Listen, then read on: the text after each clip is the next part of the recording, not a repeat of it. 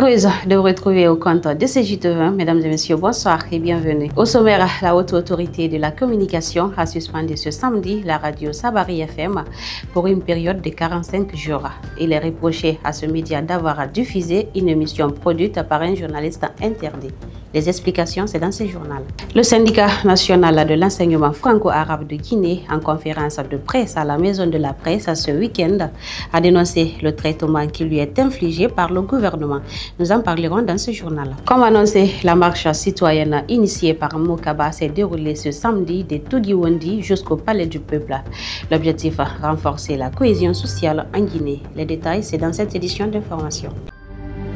Une fois de plus, mesdames et messieurs, bonsoir et bienvenue. Je vous le disais en titre, la haute autorité de la communication a annoncé ce samedi 13 septembre 2025 la suspension de la radio privée Sabari FM pour une durée de 45 jours. Dans le même communiqué, l'institution interdit également sa plateforme numérique à Sab TV de diffuser pendant toute la période de la sanction. Les précisions avec Fantakaba. Il s'agit d'un programme diffusé le 5 septembre qui était animé par Lamine Girassi, un journaliste interdit d'exercer en Guinée depuis juin dernier pour diffusion de fausses nouvelles et fausses consignes. La RAC estime que la diffusion de cette émission constitue une violation manifeste de cette interdiction confirmée par le rapport de son centre de monitoring. La décision de suspension a été prise lors d'une séance plénière extraordinaire de la RAC et se base sur les articles 39 et 40 de la loi L 2010-002 CNT du 22 juin 2010 qui régit la liberté de la presse en Guinée. Le document officiel signé par Boubacar Yassine Diallo précise dans son article premier la suspension de Sabari FM et l'interdiction de Sab TV pour avoir relayé l'émission en question. En s'appuyant donc sur les articles 39 et 40 de la loi sur la liberté de la presse, l'instance de régulation a décidé de sanctionner les deux médias. Pour rappel, ce n'est pas la première fois que les médias guinéens sont sanctionnés par la RAC pour non-respect des dispositions légales et réglementaires en vigueur. Et puis, le syndicat national de l'enseignement franco-arabe de Guinée a tenu une conférence de presse ce samedi pour expliquer les préoccupations suite à l'annulation des bourses d'études des lauréats de 2025 de franco-arabe sans explication claire. C'est un reportage de Marie-Madeleine Pivi. Le syndicat national des enseignants franco-arabes de Guinée a tenu une conférence de presse à la Maison commune des journalistes, sise à la Minière, pour débattre deux thèmes, le coopérative militaire et la reconnaissance des enseignants contractuels franco-arabes. Pour le responsable des fonctionnaires locaux, l'égalité doit être de même pour tous les Guinéens, mais aussi en droit et en devoir. Il faut retenir une chose, que nous sommes tous nés égaux en droit et en devoir. Et surtout que nous sommes tous des Guinéens. Nous devons tous être traités au même pied d'égalité, sans aucune discrimination.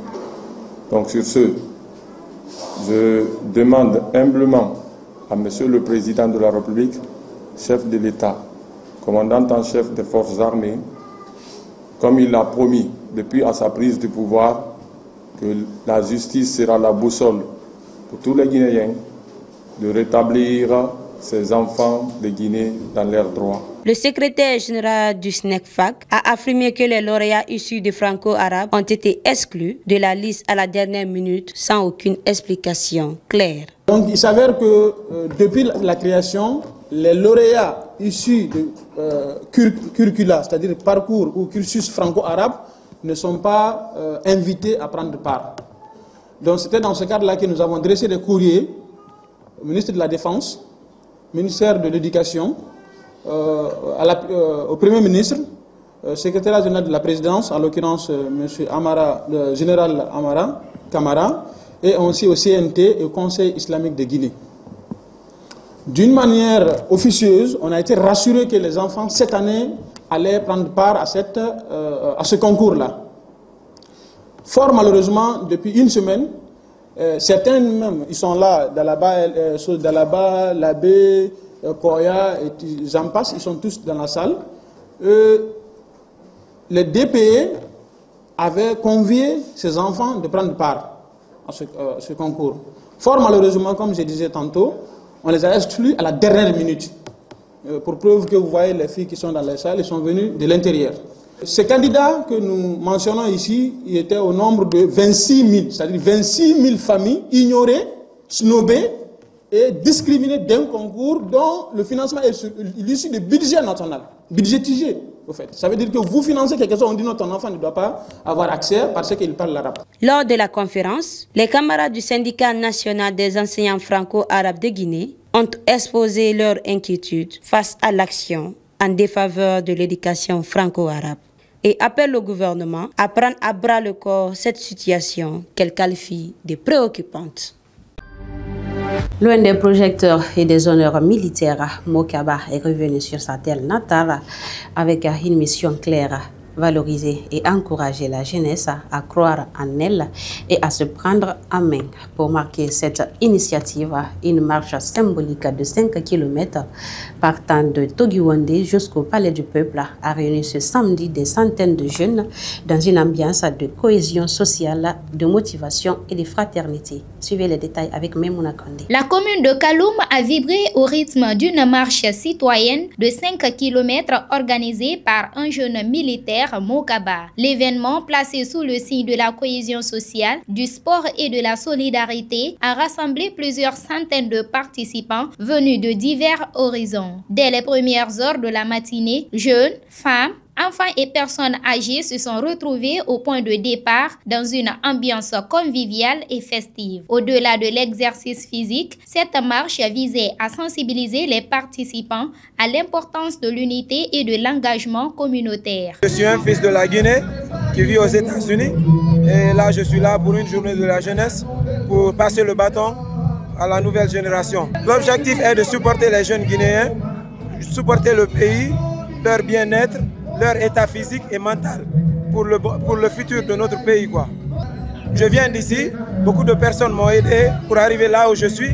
Donc le peu que Dieu a facilité pour moi et mon équipe, on essaie de faire ça ensemble avec le support du gouvernement.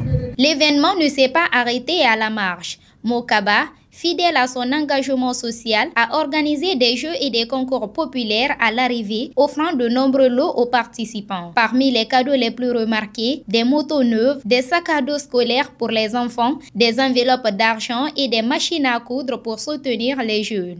Le donateur au milieu. Voilà. Présence.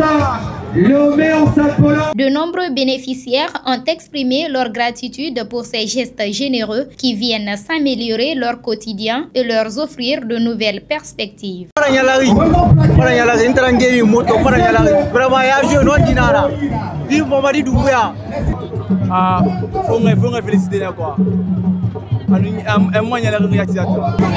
Je remercie à ceux qui m'ont donné le moto là, donc maintenant je suis vraiment content. Je suis vraiment dépassé. La joie me dépasse déjà. Cet événement marque une nouvelle étape dans les actions citoyennes portées par Mo Kaba qui continue de s'impliquer activement dans le développement de sa communauté. Mesdames et messieurs, c'est la fin de cette édition d'information. À tous, merci de l'avoir suivi. Nos programmes continuent sur nos plateformes digitales Facebook, YouTube, Instagram et TikTok. Prenez soin de vous. Merci.